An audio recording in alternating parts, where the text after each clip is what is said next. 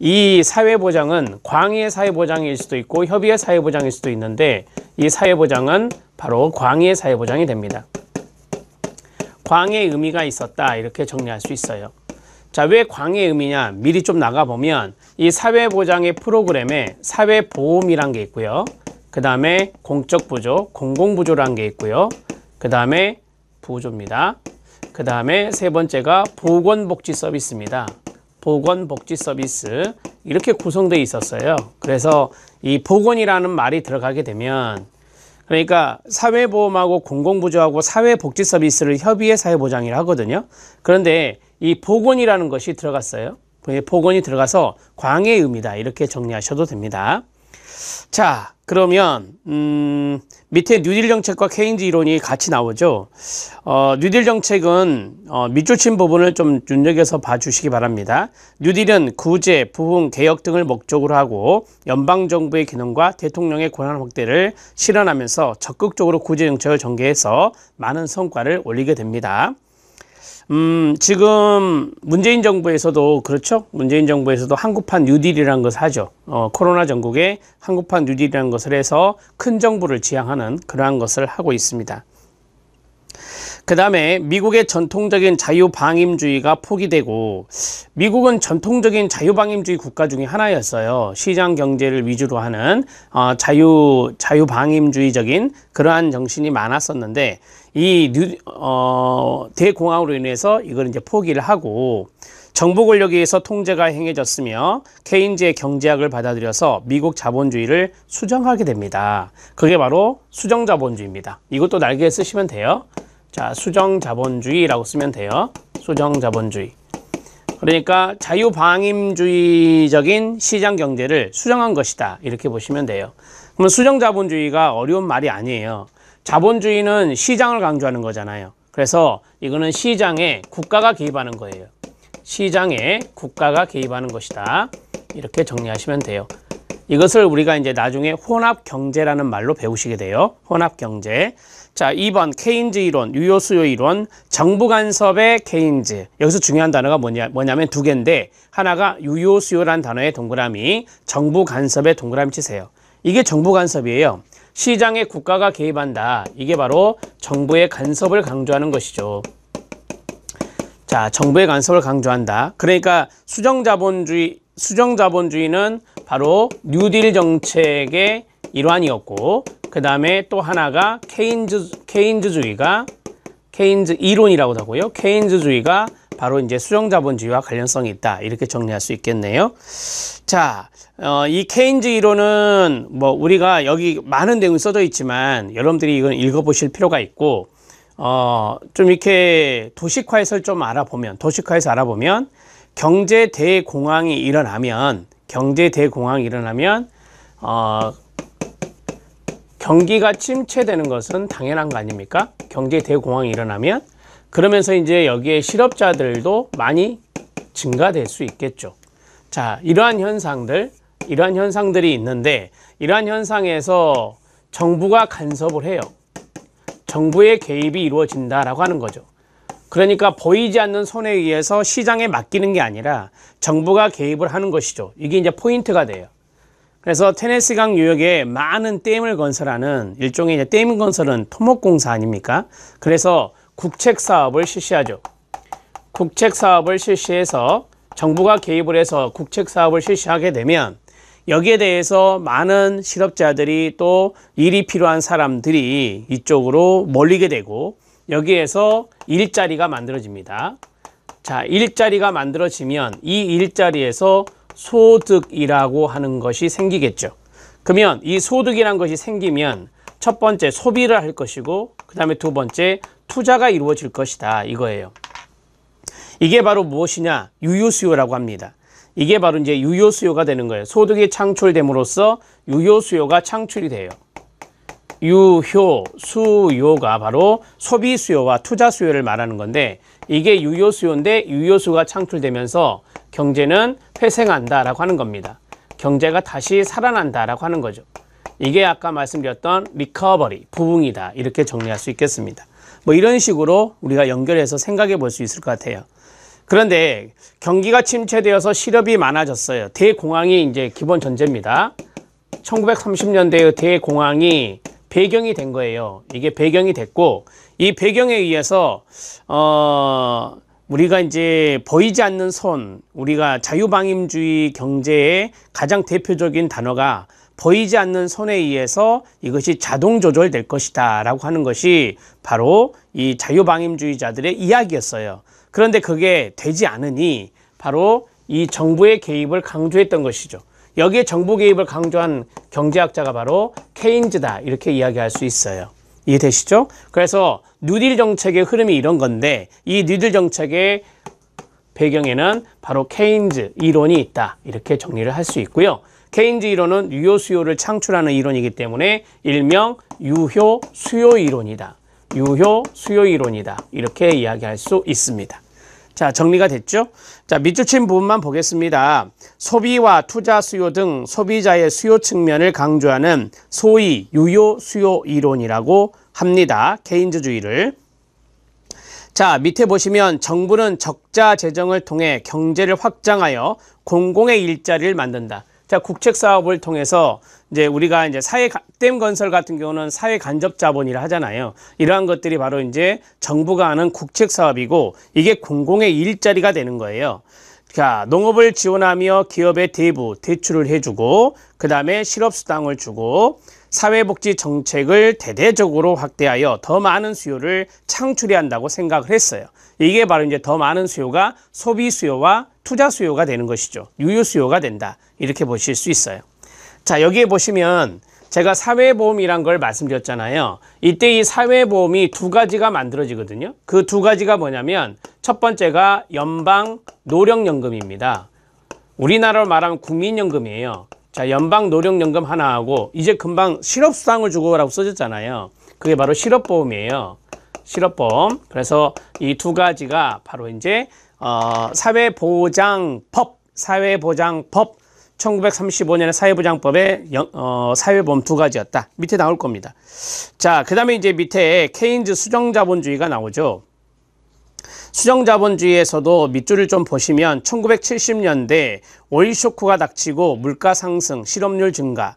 이제 이거 나중에 할 거예요. 우리가 70년대에 석유 파동이 일어나요. 원유 가격이 상승하는, 급상승하는 스태그플레이션이 나타나게 되는데, 자, 이런 물가 상승과 바로 실업률 증가가 동시에 발생하는 스태그플레이션 현상이 일어나면서 전후 호황기, 이 전후는 2차 세계대전을 말하는 거예요.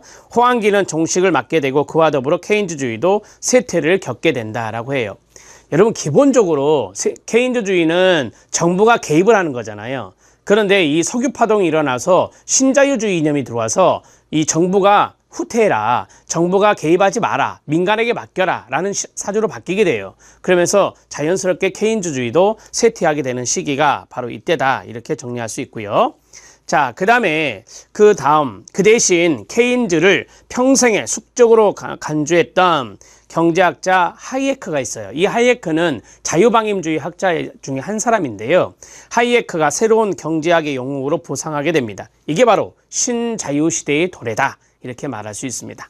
좀 이게 정책의 흐름을 좀 알았네요. 정책의 흐름을 이 미국의 역사에서 좀 많이 알 수 있어요. 좀 이따 레이거노믹스도 나오니까.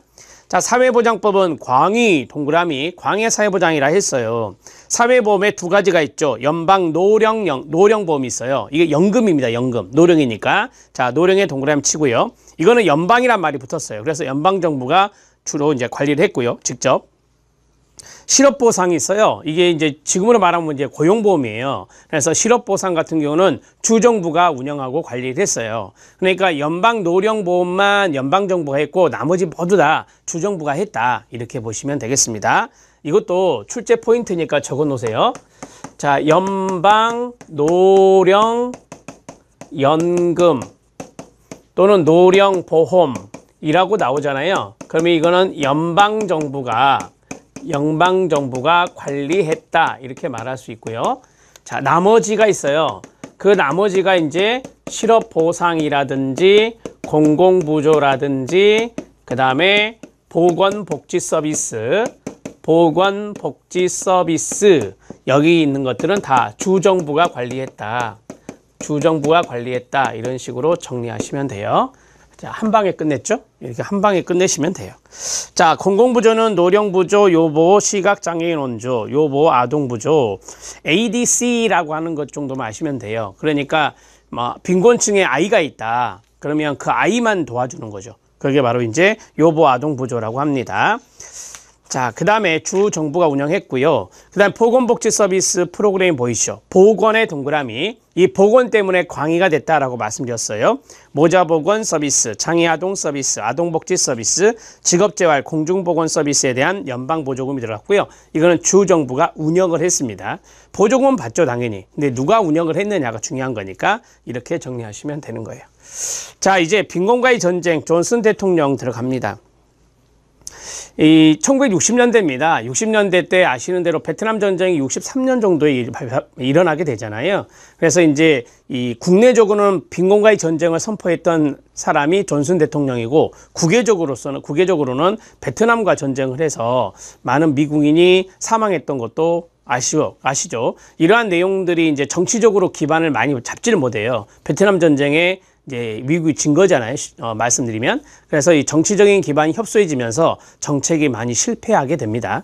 자, 미리 결론부터 좀 말씀을 드렸는데, 빈곤과의 전쟁 60년대 존슨 대통령은 그레이 서사이어티라고 해서 위대한 사회를 구상하게 돼요. 그래서 빈곤과의 전쟁을 선포하게 되는데요.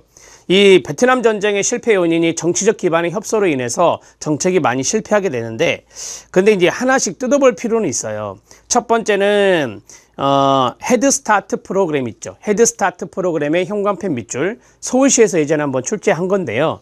헤드스타트 프로그램, 우리나라에는 드림스타트가 있잖아요. 드림스타트의 주된 대상이 바로 저소득층 아이들이거든요. 이것도 마찬가지예요. 취약전 아이를 위한 건데 빈곤 아동들이에요. 그래서 빈곤 아동의 조기 교육 프로그램이 바로 헤드스타트 프로그램이다. 동그라미 1번 별표. 자, 2번 메디케이드가 있고 메디케어가 있어요. 메디컬이 나왔으니까 이 메디는 의료보장이구나 라고 생각하면 돼요. 자, 여기서 조심해야 될 것이 건강보험이 아니에요. 자, 미국은 이 당시에 당연히 건강보험이란 것은 없었죠. 그래서 건강보험 X라고 쓰면 돼요. 그럼 이건 뭐냐면 의료보장이에요. 우리나라로 말하면 의료급여 있죠. 1종, 2종 의료급여 이런 것들을 말하는 건데 대상자가 달라요. 메디케이드, 에이드는 무상원조죠. 그래서 저소득층 거기 보시면 나오죠. 그 다음 메디케어가 있어요. 케어는 우리가 보호라는 단어를 쓰죠. 그래서 장애인이라든지 어르신들, 거기 보면 65세 이상의 고령자나 장애인 대상의 의료보장 제도다. 그래서 대상자가 좀 달라진다라고 보시면 됩니다. 그 다음에 연방정부 차원에서 사회복지에 많은 관심을 갖고 법령을 새로 개정했고요. 부양아동 가족을 위한 AFDC가 있어요. 앞에는 ADC였잖아요. Assistant Dependent Children. 근데 여기에 F가 들어가요. 패밀리죠, 패밀리. 그러니까 예전에는 아동만 보조해 줬다면 이제는 가족까지 같이 보조해 주는 거예요. 그래서 Assistant Family Dependent Children 이라고 해서 부양 아동이 있는 빈곤 가정을 도와준 제도가 1962년에 AFDC입니다. 자, 이제 대상자가 좀 확대됐네요. 그러면 ADS에서 AFDC로 확대가 된 겁니다. 60년대 때. 자, 그 다음에 이제 레이거노믹스 들어갑니다. 빈곤과의 전쟁은 이 정도만 하시면 되고요. 자, 레이거노믹스는 레이건이라는 단어예요. 플러스 이코노믹스.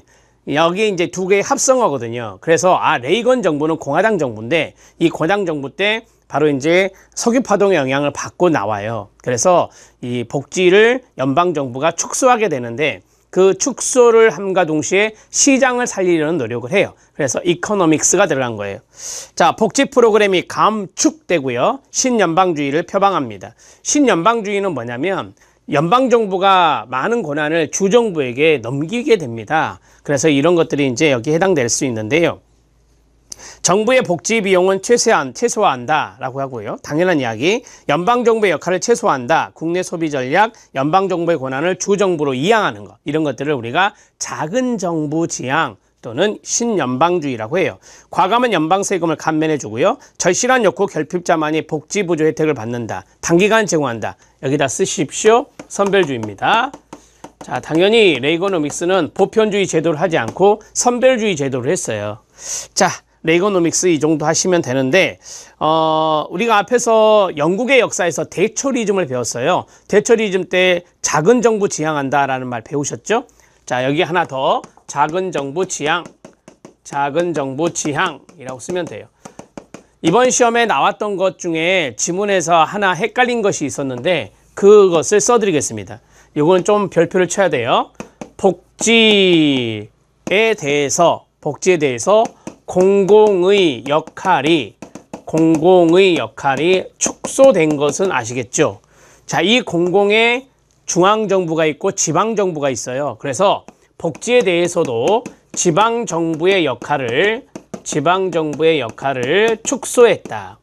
이게 맞는 지문으로 나왔거든요. 그래서 이렇게 정리하시면 돼요. 이거는 이제 해석할 때 이렇게 해석하시면 돼요. 문제가 복지사조라고 했거든요. 복지사조에 대해서는 공공의 역할이 축소되는 거니까 지방정부 역할 축소로 이해하시면 돼요. 이거는 대처리즘과 레이거노믹스 두 가지의 공통점이다. 이렇게 보시면 되겠습니다. 이번에 출제된 거예요. 말씀드렸습니다. 자, 1990년대로 넘어갑니다. 90년대 때는 빌 클린턴 대통령인데 이 클린턴 대통령도 신자유주의를 그대로 받아들이거든요. 그래서 거기에 보면 1997년에 AFDC가 폐지가 돼요. 우리가 62년에 했던 거 AFDC가 폐지되고 템프로 바뀌게 되는데, 자, 빈곤 가구를 위한 한시 부조 프로그램이라고 그래요. 한시 동그라미. 그러니까 일시적으로 도와주는 거예요. 평생 5년, 평생간 5년, 평생 동안 5년 동안만 해주는 게 템프 제도인데, 이 템퍼러리가 바로 한시적인, 일시적인, 임시적인이라는 뜻이에요. 그래서 temporary assistance for needy family. 그래서 우리가 TAMF, 그래서 템프라고 하는 것입니다. 자, 템프로 대체된다. 그러면 공공부조예요. 이거 공공부조인데 ADC에서 AFDC에서 템프로 변경이 됐다라고 보시면 되겠습니다. 템프, 부양아동이 있는 한부모 가족에 대해서 급여를 제공하는 제도인데 임시적이고 일시적이고 한시적인 특성이 있다. 이렇게 보시면 되겠습니다. 자, 미국 건강보험 계획입니다. 제가 앞에서 건강보험은 아닙니다. 앞에서 말씀드렸던 거 있죠. 건강보험 지금 미국 하고 있습니다. 그렇습니다. 오바마 정부에서 이거를 승인했죠. 공포했어요. 오바마 케어라고 합니다. 오바마 케어. 자, 거기 보면 미국에는 이제 하원이 있고 상원이 있고 그러잖아요. 자, 2009년 11월 7일입니다. 2009년도에 미국 하원은 역사적인 건강보험 개혁안을 찬성 220표, 반대 215표, 아주 5표 차이로 통과가 됩니다. 건강보험 개혁안은 2019년까지 건강보험 가입자 수를 3,600만 명 늘려 가입률 96%를 달성한다는 내용을 담고 있습니다. 어찌됐든 2009년도 11월 달에 미국 하원을 통과했어요. 이 오바마 케어 법안이. 자, 2009년 12월 24일 크리스마스 이브입니다. 이때 바로 미국 상원이 바로 이 오바마 케어 법률안을 통과시키게 됩니다. 그러면 하원에서 통과되고 상원에서 통과됐기 때문에 이 건강보험 법안은 이제 공포만 남아 있죠. 2010년 3월 21일 거기 보면 미국 하원은 상원에 이 법률안을 219대 212로 또 통과시키게 됩니다. 밑에 있는 내용들은 뭐 통과된 거다. 일부 수정안도 통과되었다. 이렇게 이야기하고 있어요. 그래서 맨 밑에 4번에 보시면 2014년 4월 현재 버락 오바마 미국 대통령의 핵심 정책 법안인 미국의 건강보험 개혁제도, 즉 오바마 케어 가입자가 정부 목표치를 초과 달성한 것으로 나타났다. 그래서 지금 현재는 미국의 건강보험 법이 있다라고 하는 것을 아셔야 돼요. 지금 현재 미국은 건강보험을 실시하고 있지 않다라고 하면 이건 틀린 지문이에요. 실시하고 있다라고 보시면 되겠습니다. 이 정도 보시면 되겠네요. 자, 그 다음에 독일 편 들어갑니다. 독일 편은 가장 중요한 게 비스마르크 정책이다. 이렇게 말씀을 드린 적이 있습니다. 함부르크 구빈제도 참고하시고요. 엘버펠드 제도 어디서 들은 것 같지 않습니까? 네, 이게 바로 영국의 COS에 영향을 준 거예요. COS는 그 자선조직협회는 이게 지구위원회별로 이렇게 움직였거든요. 협회이다 보니까. 그래서 그 지구위원회별로 체계적으로 협회 활동이 이루어졌던 것이 이 바로 엘버펠드 제도의 일부분을 벤치마킹한 거다라고 생각하시면 돼요.